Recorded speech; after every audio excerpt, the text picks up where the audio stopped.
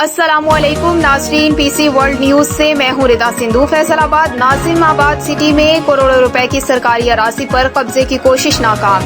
FDA नून league के साबिक नाजिम आमिर बशीर ने रात गए 3 केलार अराजी पर तामीरात शुरू की।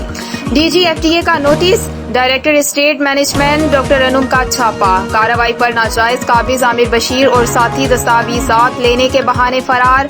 कब्जा माफिया को बाअसर शख्सियत जावेद कमाल की पुश्त पनाही हासिल है। गैर कानूनी तामीरात मस्मार, ट्रॉली जब्त। कब्जा माफिया की गिरफ्तारी के लिए पुलिस तलब। कब्जा माफिया के खिलाफ मुकदमा दर्ज करवाया जाएगा। डायरेक्टर स्टेट मैनेजमेंट डॉक्टर अनुम।